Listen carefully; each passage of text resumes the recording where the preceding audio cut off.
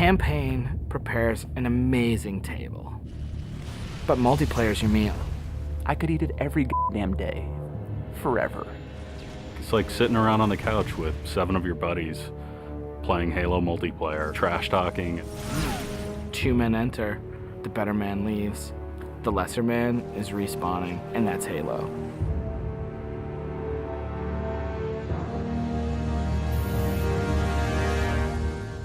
The beta.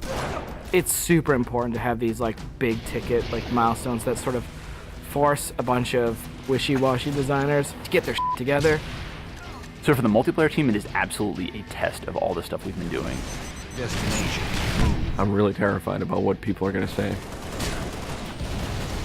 The public beta is where it all comes together. Beat the shit out of our code, come break our cookie system, come try to, like, it's a great security test. Maybe they're going to find new glitches that we can fix. That's why I'm like, please, please, find new glitches, find new glitches. We made a bunch of changes in Reach that are pretty significant. For multiplayer, especially, there's a lot of people who are super passionate about the features that we put into it. The DMR is absolutely an awesome, worthy successor to the battle rifle. You kind of get control over how accurate your shot is going to be. If you're spamming that trigger as fast as you can fire it, it's going to go kind of wild. If you're trying to like hit a guy really, really far away, then you have to slow that down. Everyone's totally destroying with the DMR. It's like everyone's got a Death Star in their hands. I usually go back to the Needler. That's one that always makes me happy. Everyone's always wanted the Needler to be sweet because it's hilarious and fun. Then it gets too sweet, or all of a sudden like something gets fixed, and it's like, oh, tracking's fixed now, and you're like, guys just burst. It's been fun to go back and kind of re-envision some of the old friends. Like the sniper rifle. Like I pick up the sniper rifle and I'm like, this is it. It's totally happening, and I'm about to rain death on the plebeians that I work with. Overkill. And I'm like, yep, it's back. The Covenant focus rifle is awesome because it's like that Sentinel beam from Halo 2, but now it's a sniper weapon. When the pistol started to come back, it was insane. It was so awesome. I'm super excited to see what people do with armor abilities. It totally changes the game. You've got this secret weapon in your back pocket that's your fourth leg of fun. What do you want to be? Like invisible? Do you want to fly? Do you want to turn to stone? With Reach, you've got guys in jetpacks flying around, invisibility guys just showing up. It's kind of a give and take between us and Sage and Josh trying to figure out like what's that perfect balance with all the new stuff. There's a lot of that goes on. They're like, shh, don't tell Sage, he'll nerf it. You're juggling plates, right? You're just sitting there spinning the plates, and occasionally one starts spinning, you're like, ah! And you're like, make Invis more powerful. And everyone's like, no, I'm picking Invis. And you're like, okay, make it less powerful. And then, oh, now everyone like, I mean, that's what Sage and those guys do. It's a fucking huge challenge. We don't ever want to create one super weapon that works in all cases, because that tends to make the game fairly dull. It's really up to the player to decide how do they want to play on a particular map. It's a choice. Double kill. That's, I think, Halo at its best is like making these choices. You start the game, and immediately you get to choose a loadout. You're making a single selection that includes your armor ability and your weapon. We sort of pair those intentionally. It breeds this smarter combat.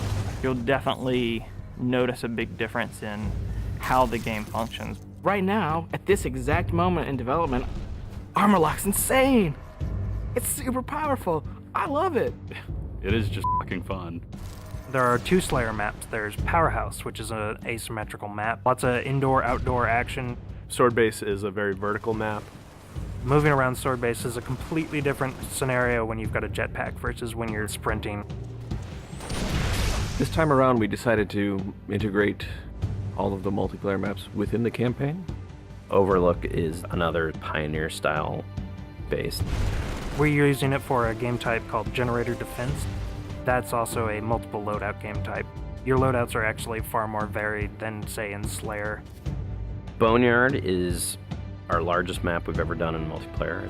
It's definitely the most complicated multiplayer space we've ever tried, and it's also a new game type. Invasion is this big team battle. We sort of sat down and said, let's try to make an objective game that has elements like Slayer and try to make that more fun. And we wanted a big, huge, lots of guys and all these fictional elements. We've added a couple new objective game types, Headhunter, Stockpile. Headhunter. It's so much fun. Like seeing a dude pick up skulls and then you cap him and seeing skulls fly out of his body and then the mad dash to pick those things up. And there's a lot of tension as you're amassing skulls. It's the risk reward of gathering up a lot and banking all at once, or just doing it one at a time and not being a big target. Headhunter. Stockpile is a team game based on capture the flag. 2 teams each have their collection zone or stockpile. There are multiple flags on the map, and your goal is to grab a flag, take it to your goal. It's a game of capture and defense.